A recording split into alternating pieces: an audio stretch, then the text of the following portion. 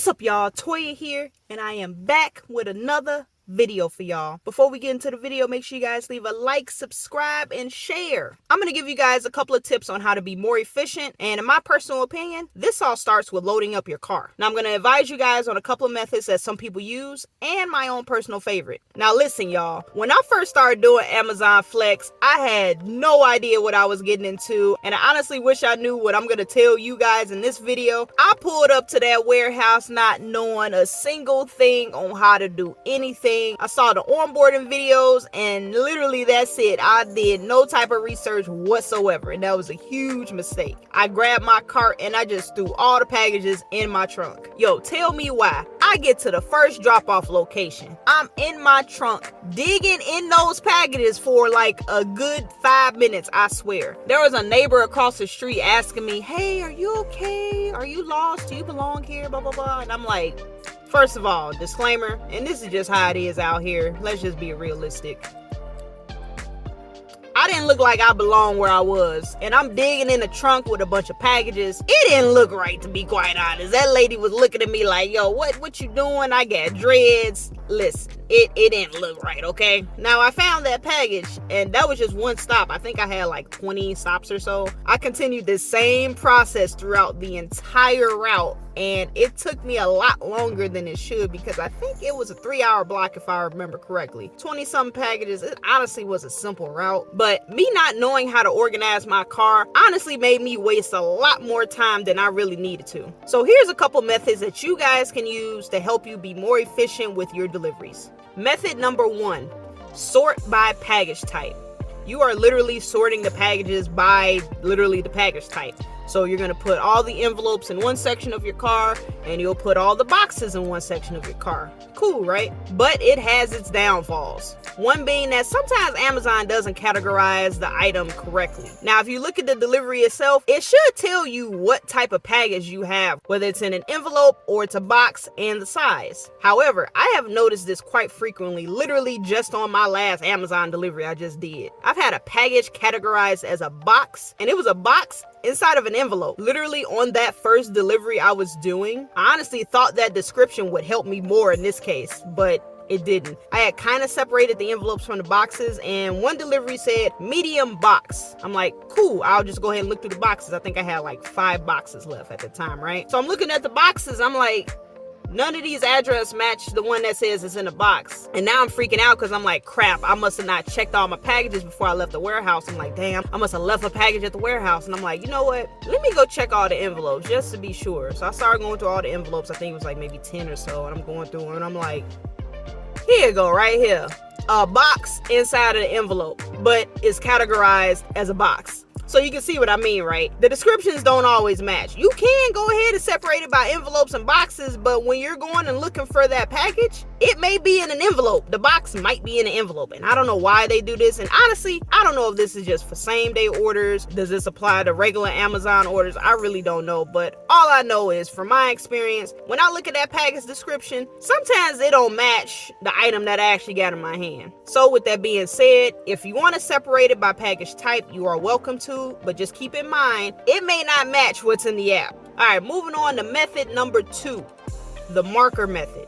I feel like the marker method is probably the most popular. I've seen a lot of videos cover it. It honestly isn't my preferred method, but I can see where it makes things a lot easier for people. So when you open up the app and you see your route, you'll have numbers next to each stop. Pretty much what people are doing is when they grab the package out of the cart, they'll take a marker and they'll write that number that's indicated in the app on the package. Now, how people organize the packages after that, it can vary. Some people might take the first 10 packages, just throw them all together in one section, maybe take the next 10, put them in another section, or they might just throw everything in the car and call it a day. But the whole point of the marker method is to be able to go ahead and look at the package at a quick glance, and based off of whatever stop you're on, you just grab that number that's associated with it. So if you're on stop number 7, you just go dig through the packages. Up here's 7, boom, gone. You don't have to go through each individual address and read, okay, is this? No, that's way too time consuming. So like I said, I can see where people are coming from when it comes to that marker method. And now I'm pretty sure it's clicking for you because I'm pretty sure a majority of us have had an Amazon delivery and the package had a number written on it in marker and you really didn't know where it came from. Well, there you go.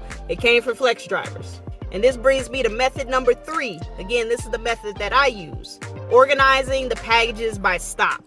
Now, honestly, this is probably the most time-consuming method, but it saves a lot of time when it comes to actually completing the deliveries. So pretty much what you're going to want to do is when you open up the route, you can start at either the beginning or the end of the route. I prefer to start at the end of the route. So what you're going to do is look for the last deliveries in that route. So I'll try to find 3 or 4 packages at a time, putting the very last one in the very back. So personally, I like to do 3 rows starting from the back, coming up to the front.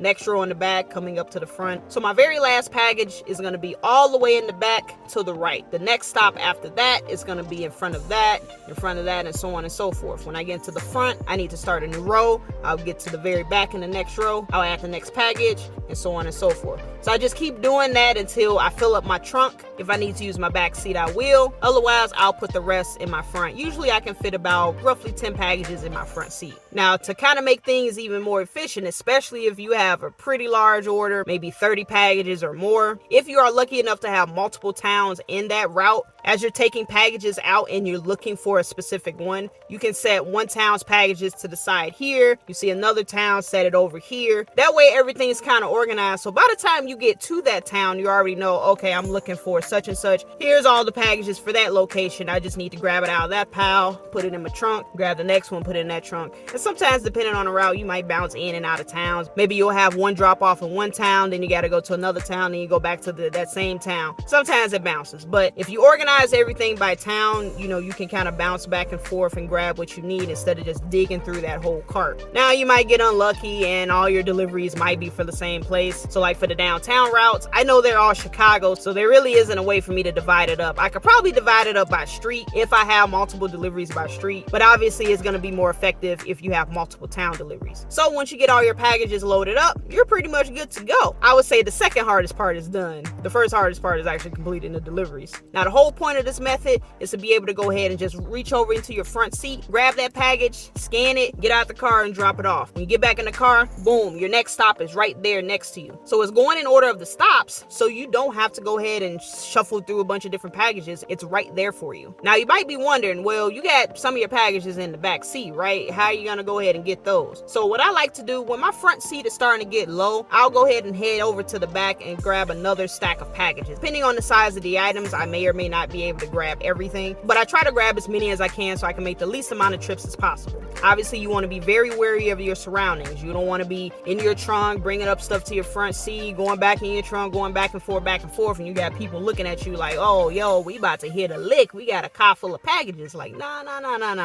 Be very wary of your surroundings. That's literally the whole point of implementing these methods. Yes, you want to be more efficient and get through your route as quickly as possible, but at the same time, this is for your safety. Like I said, you don't want to be in a situation where you're fumbling through your car, all in your back seat, all in your trunk, looking for a single package, and you being completely unaware of your surroundings and what's going on around you. Somebody could be looking at you like, yo, that's an easy target. Obviously, the main thing when you're doing these deliveries is you have to be safe. Sometimes you might be exposed to areas that may not be the best, and implementing methods like this can reduce the chance of you being involved in something crazy. Literally just having your package right here ready to go, scan, in and out, just like that. You do not want to be spending any extra time just out here in your car, just in an area you're not familiar with if you don't have to. But yeah, y'all, that's about it. I hope this was helpful for someone. If you guys have any particular questions about the methods, please leave them in the comments below. Or if you just have any general questions about Amazon or even some of the other delivery gigs that I do, let me know in the comments. Maybe I'll make a video about it. You never know. But that's all I got for you guys. I'm gonna go ahead and call it a video and get up out of here. I'll catch you guys on the next one. And as always, stay safe out there and keep grinding.